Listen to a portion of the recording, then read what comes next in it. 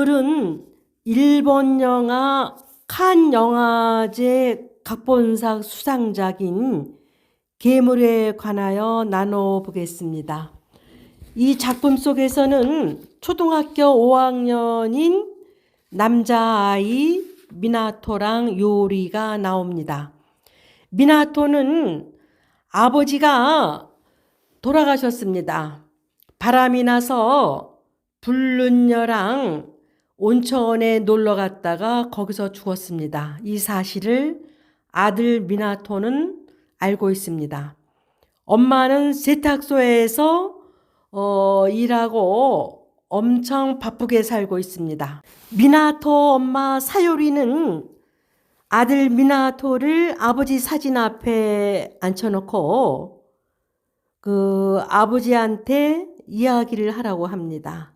아들 미나토는 아버지가 아버지답지 못하게 죽은 사실을 다 알고 있는데도 엄마는 아들 미나토가 결혼해서 훌륭한 가정을 가지라고 말합니다.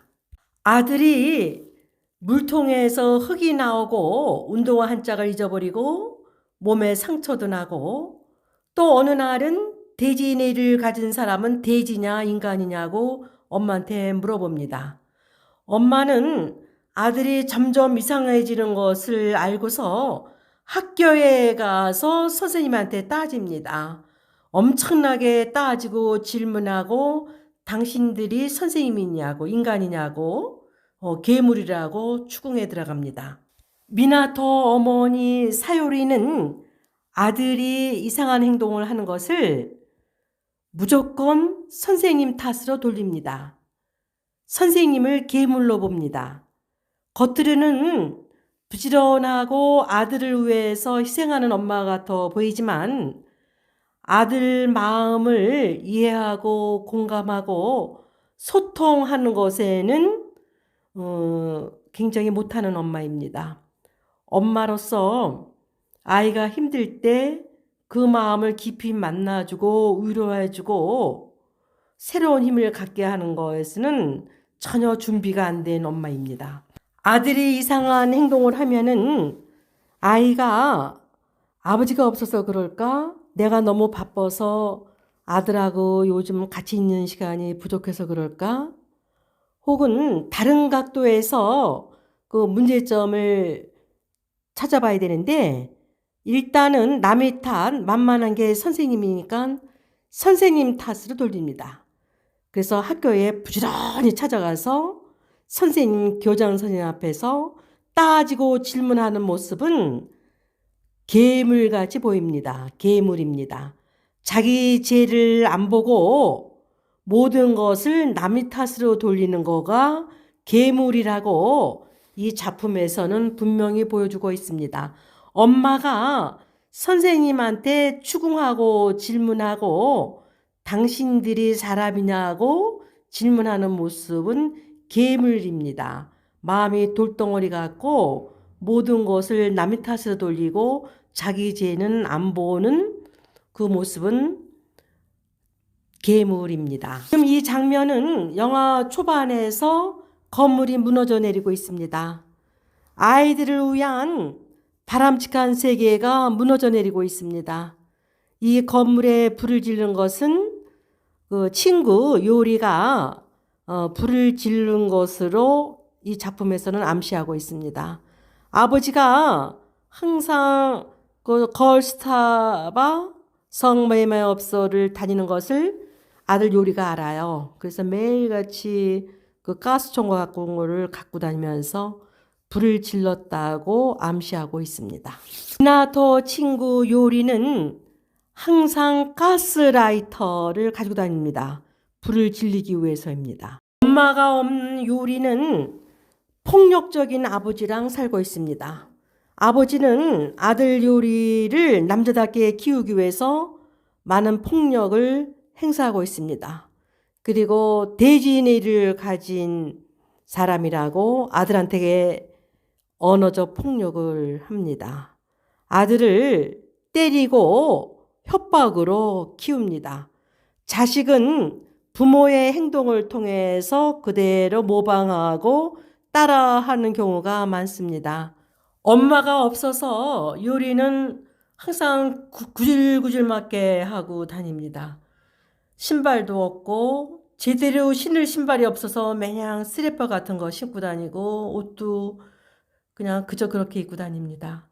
요리는 다른 애들이 놀리거나 구박을 해도 자기의 감정에 접촉하지 않습니다. 항상 빙그레 웃고 다닙니다. 자기 감정하고 접촉하고 경험하면 내가 너무 초라해지고 위로받을 사람도 없으니까 가면을 쓰고 로봇처럼 항상 빙그레 웃고 다닙니다. 그러니까 남들이 보면은 성격이 좋은 애로 보입니다. 너무너무 불쌍합니다. 겉에 있는 나와 속에 있는 나가 일치하지 않고 분리된 거입니다. 겉과 속이 다른 겁니다. 엄마가 없는 아이라서 너무너무 불쌍합니다. 요리의 아버지도 괴물입니다.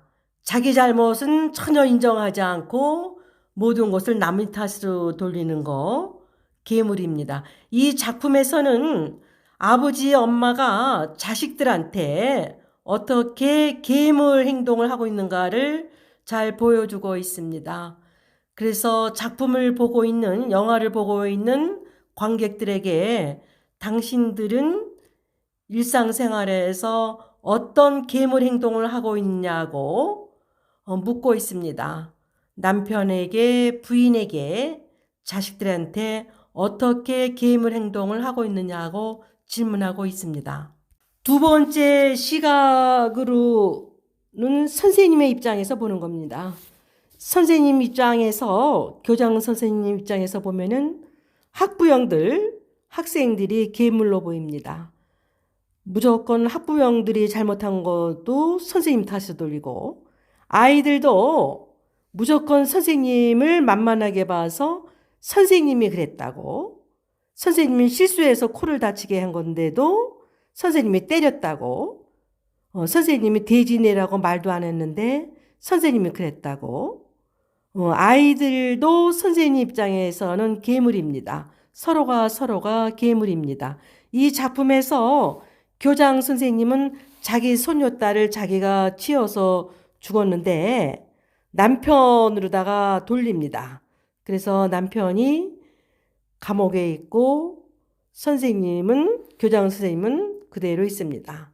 그래서 교장 선생님이 침묵으로 단호하게 대처하지 않고 얌전하게 리더십도 없이 있습니다. 침묵으로 일관합니다. 너무너무 괴롭고 교장 선생님의 죄를 피하는 모습도 괴물입니다. 엄마가 학교에 와서 따져도 선생님들은 엄마의 마음을 공감해주고 다가가려고 노력하기보다는 자기네 죄가 드러날까봐 꽁꽁 뭉쳐서 방어 기제를 씁니다. 선생님의 모습도 괴물이고 엄마의 따지는 모습도 괴물이고 서로 이해하고 소통하고 깊이 공감해주지 않는 이런 태도가 모두 괴물이라고 이 작품에서는 말하고 있습니다. 아이들의 입장에서 이 사건을 보게 됩니다. 요리는 힘들고 외로울 때 개울을 지나 터널을 지나 버려진 기차가 요리의 아지트 보금자리입니다. 거기에 미나토 친구를 초대합니다. 둘이서 그 버려진 기차 안에서 재미있게 웃고 놀고 있는 모습은 바라보기에도 너무너무 행복합니다. 어른들이 보호해주지 못해서 둘이서 버려진 숲속에서 재미있게 놉니다. 산세태가 나서 너무너무 무너지고 위험한데 어른들이 찾으러 갑니다. 엄마랑 선생님이.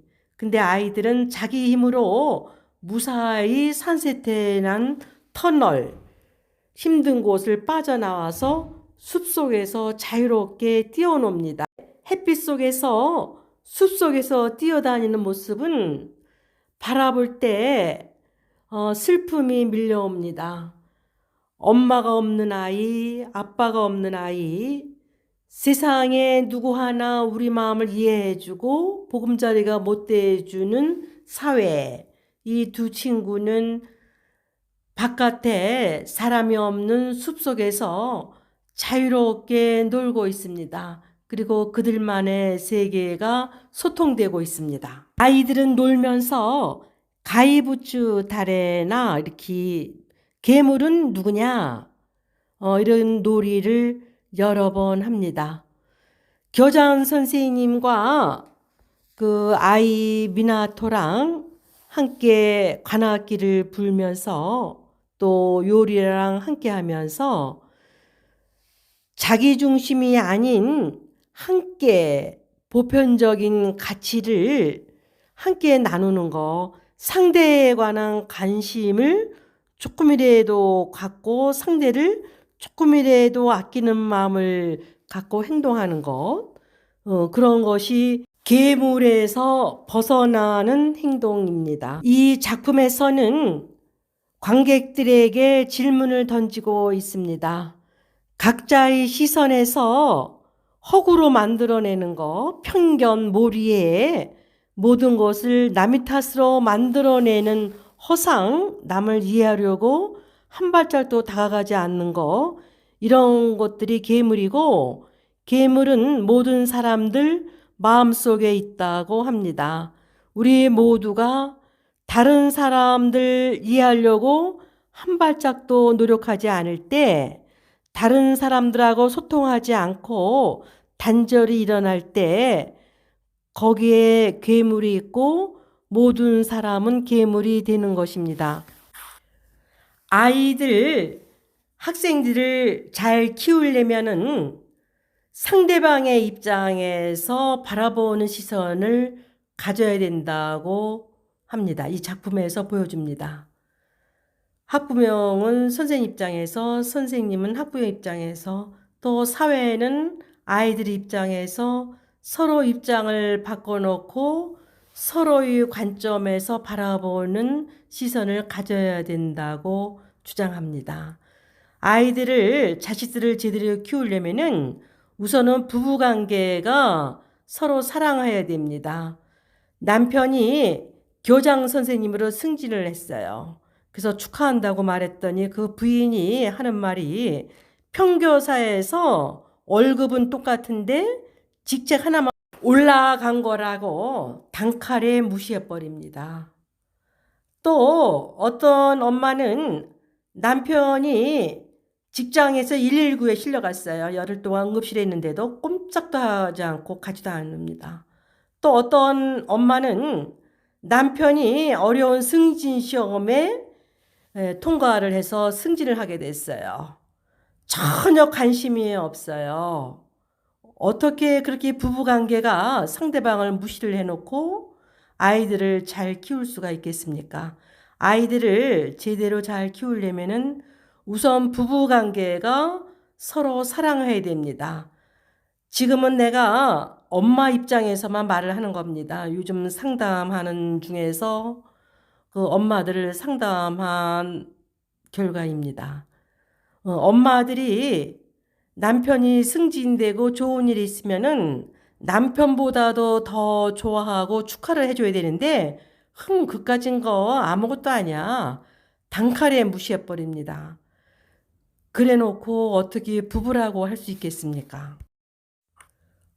부부 중에서 특히 엄마가 남편을 무시하는 행동이 요즘 굉장히 많아요. 물론 남편이 부인이 무시하는 것도 있지만, 요즘은 엄마들이 무시하는 거가 더 많아요. 제가 상담한 중에서. 남편이 잘 되고 승진되면은 우선 부인이 좋고 애들이 좋은 건데 그렇게 생각하지 않아요. 그 상담하고 내면을 들여다보면은 남편이 승진하고 잘 되면은 나를 무시할 것 같아서 깎아내리고 싶다고 그래요.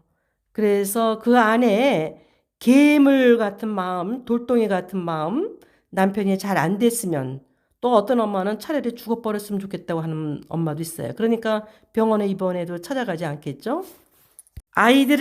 자식들을 잘 키우려면은 우선 부부 관계가 좋아야 돼요. 그래서 오늘은 엄마가 부인이 남편을 무시하지 않고 많이 사랑하는 거 나누었습니다.